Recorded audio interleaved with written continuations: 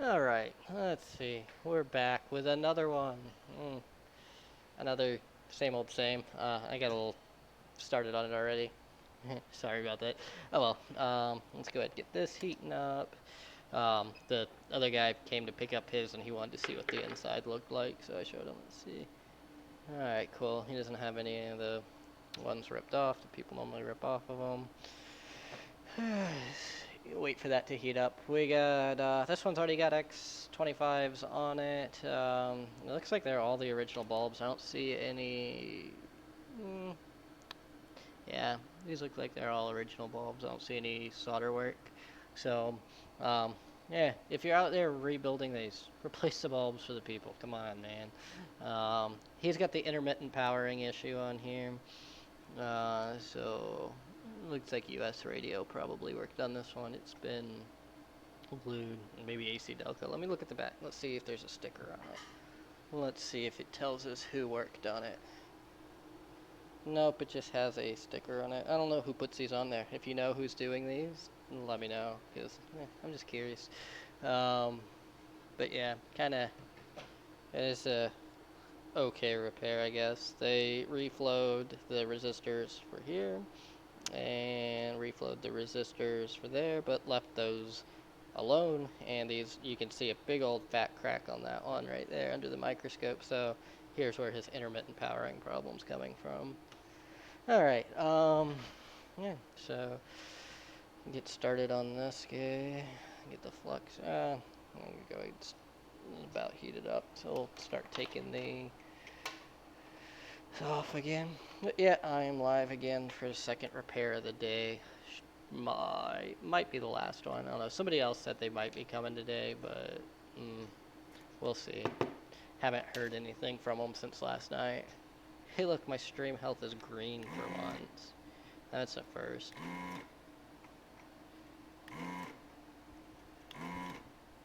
I guess no one's streaming on the TVs right now. Oh, back to yellow. The green could only be short-lived, right?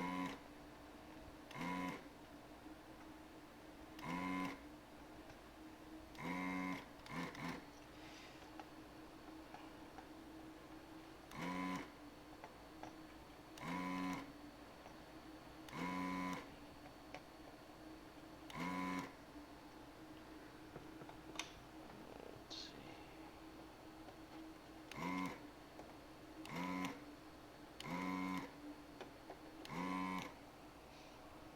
Yeah, mic's on. Guess I should hold it flat so y'all can see what's going on. Just desoldering these pins with my very cheap amnesty or anesty, anesty. I don't know. I'm not sure how that's said. Um, desoldering station. It has served me well though.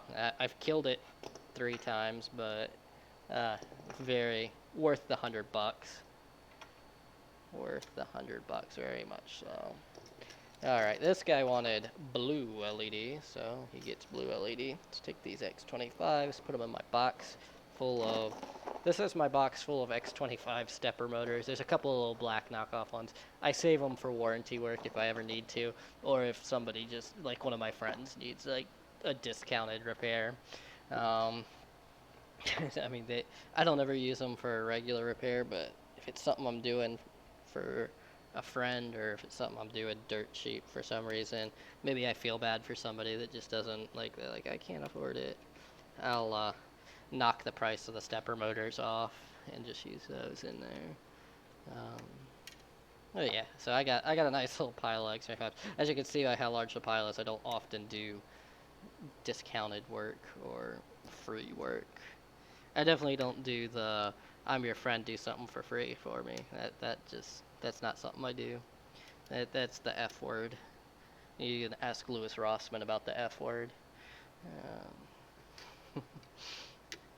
While he's doing his MacBook repairs. Alright, there we go. All the original bulbs are off. Alright, let's start reflowing some resistors.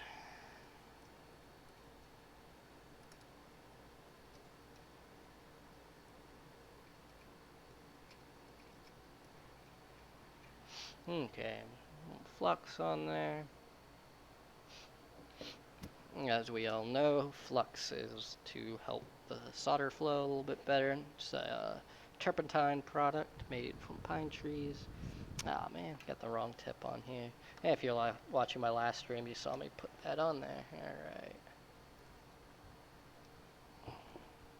here we go.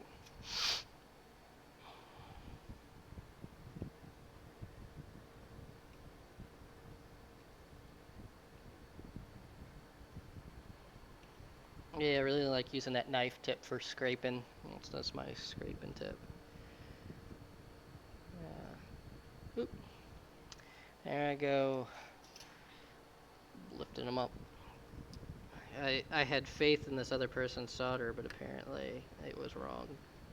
Wrongly placed faith there. Because these have been reflowed before, so I just figured I'd just give them a little heat and make sure they had good connections. And already one tried to float off the board, so they obviously did a crap job. I'm really curious who puts that sticker on there. It's not the first time I've seen that sticker, but it doesn't have any identifying information on there, so I can't tell who did that repair. Yeah. You probably don't want to put your name to stuff when you're doing crappy work, so that's probably what it is. I always remove people's stickers and stuff if they put it on there, because I don't want them taking credit for my work. Uh, if it has, yeah. But who's that one shop down in Jacksonville that I did a video on? I can't remember. I think they're out of business. Uh, it comes up as a place there, but I've tried calling the number and nobody ever answers. So um, maybe they're out of business. Uh, A Plus Speedo, that was it down in Jacksonville. They might not be in business anymore. Um, I called Miami Speedo not that long ago. He seemed like a nice guy. I had a customer I wanted to pawn off on him. The customer was very much so trying to get a discount on something that I'm not willing to discount. So it's like, well, here, try this guy. I called them first to make sure that they do that cluster because it's the 99 to 02s, which a lot of guys don't work on. So I called uh, Miami Speedo. He does them, so I referred the guy to him. I don't know if he ever called him or not, but Miami Speedo charges more than I do, and he'd have had to pay shipping.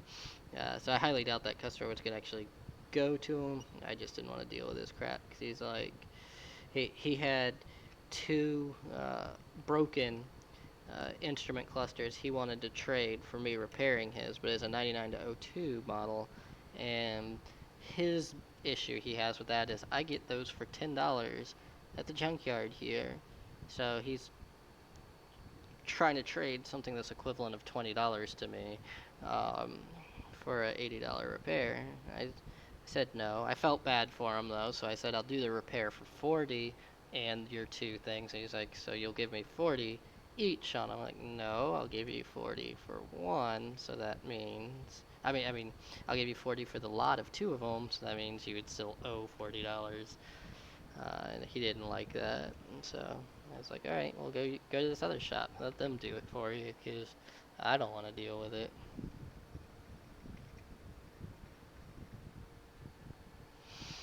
Hmm. And then he contacted me like yesterday. It's been like 3 weeks since that guy talked to me. He contacted me yesterday trying to get me to do it again for him. That ship has sailed, buddy. Because he got pretty rude. Just burn that bridge. Find someone else to do the work.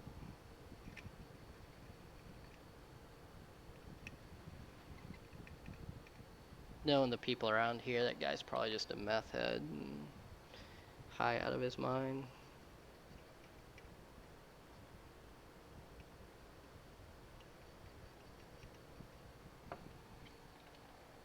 Alright. Quite a few live streams going on today on YouTube while I was done with mine earlier. I was checking it out, and one of the hackers that I like to watch his videos, he was doing one, and then a couple of the guys that try to give recommendations on how to do your YouTube channel, telling you how to run your life. They were all doing some live streams. Seems like Sunday is everybody's day to do their live streams before they have to go back to work. But it's a 4-day weekend for me, so I don't have work on Monday. Let's see, go ahead and get that flux off of there before I put these bulbs on. Putting LEDs on this one, so I like to get the flux off first. Don't want to get rubbing alcohol on your LEDs. It's not good for the phosphorus on them. So yeah, get the flux off. Always clean your leftover flux off. Don't leave it on there. Oh, you'd be shocked at how much flux I find on these things all the time. People just leaving it all on there, floating all over the board. I had one that was, the whole thing was caked at least a quarter of an inch thick. Like, they probably used a whole tube of flux on it because they were trying to figure out what they did. They killed the main IC. I don't know how they killed it, but they killed the main IC. And yeah, there was no recovering from that. They tried to reflow the whole board. It didn't fix it for them. Never would have. Alright. Where am I at? LEDs now, so we're going with blue. Blue LED. Now I'm going to have to order more LEDs. I'm getting low. Let's see, 1,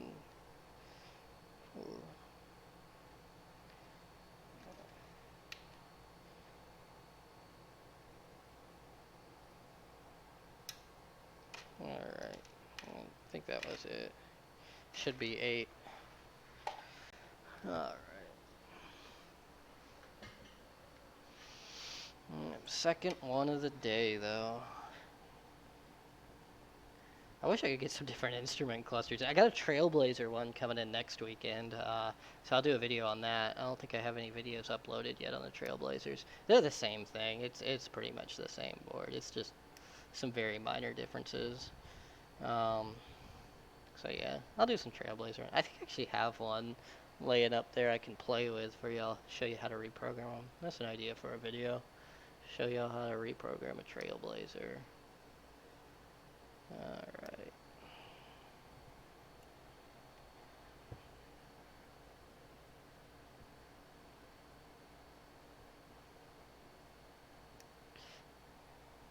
I listed instrument cluster for sale today. Haven't got a single bite on it, but I do a lot more repairs than sales.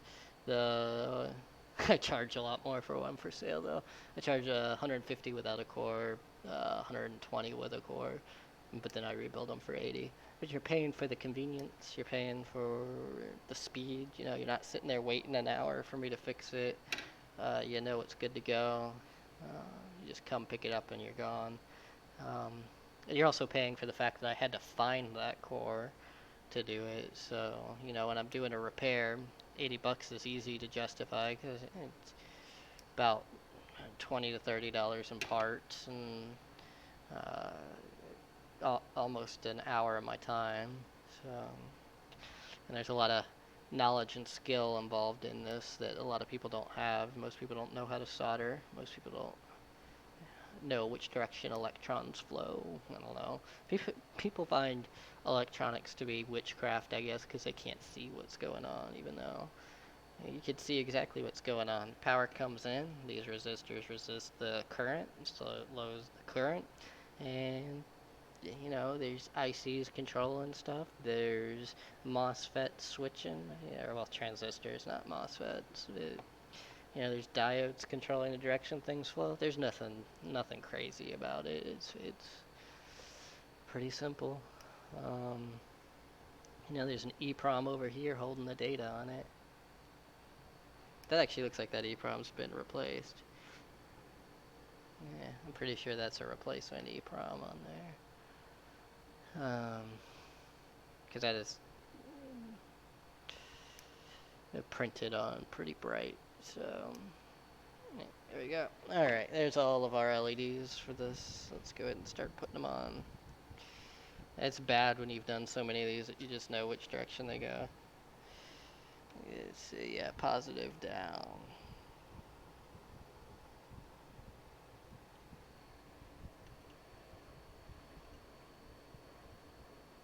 Yep, so positive leg, positive leg, positive, positive, positive, positive there. See, can y'all see? Hopefully you can see. Positive, positive. So almost all of them, the positives on the bottom, except for this one. It is on the right, and this one is on the top. So that's how you remember them. Pretty easy. Let's see here. And yes, I did just look at my hand to see which hand was the right hand. I always forget my right from left. 28 years old and still can't remember my right from left. Anyone else have that problem? I'm an idiot, that's all.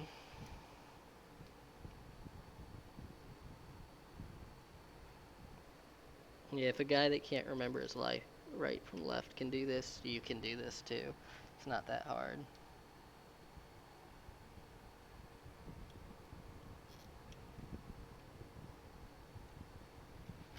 That goes with any electronics repair. It's really not that hard. It's just people think it's witchcraft. That's all there is to it. There's a bunch of mystery and stuff around it. Have the right tools for the job, you can do it. Has some long legs on that initial trim on here. Sorry, those were just bothering me. Let's see here. Yeah, that one needs a little more attention. There we go. Alright. Positive down.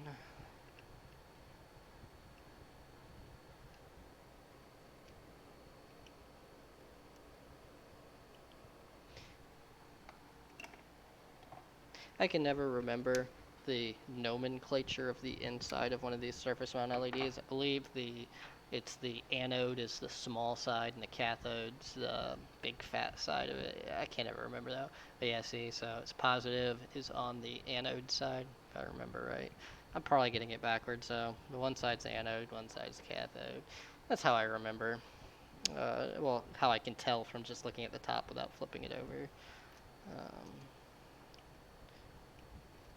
I can never remember the nomenclature of the inside of an LED. There's no reason to know that information.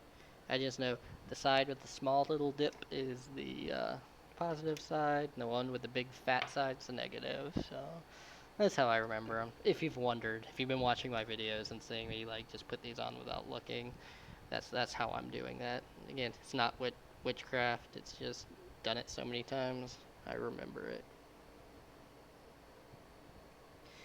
And you will too if you do more than 5 or 6 of these. Because you'll get tired of powering it on and off to see which way is which.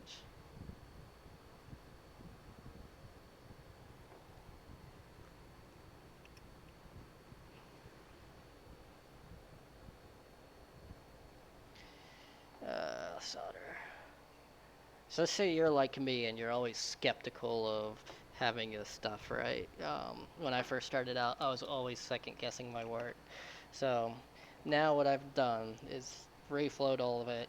I've put the LEDs on, so maybe I don't remember for sure if I got them right. So let's plug it in. Remember, with the 03 and up, clip is to the top. So clip up, put it in.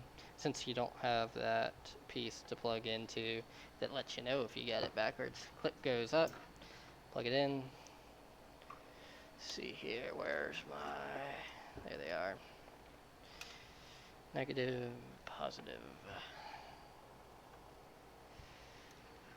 Let's go ahead, power up. Alright, so see, we have all our LEDs now. Unknown driver. That's interesting. I think this has the wrong flash on it. But whatever, that's besides the point. I'm pretty sure these older ones, it shouldn't have business personal, it should have trip A and B. So I think, yeah, this is not the original EEPROM, and it's got a different flash on it. I'm not sure though. I'm not sure why it does that. I can never remember. So notice I have a bad cable here, so this one's not great for checking this, but let's say you've done it, if you got a good cable that's not going to do it, you can flex the board, and if it starts turning off on you, then you know you still have problems. because this is just diagnosing the intermittent powering issues. So yeah, if you get it and you flex it and it starts shutting off on you, you still have other solder joints you need to fix. Unfortunately, this one's got I got bad cable here, so it's hard for me to demonstrate that without making it power off. Okay, let's go ahead and get these stepper motors on so that way this one can be done and I can message the guy and he can come back from Academy Sports to come get it. 5, 6. 6 stepper motors because it doesn't have trans temp. Alright, blue is so bright, it blinds me. I'm seeing dots from the blue LEDs. Alright.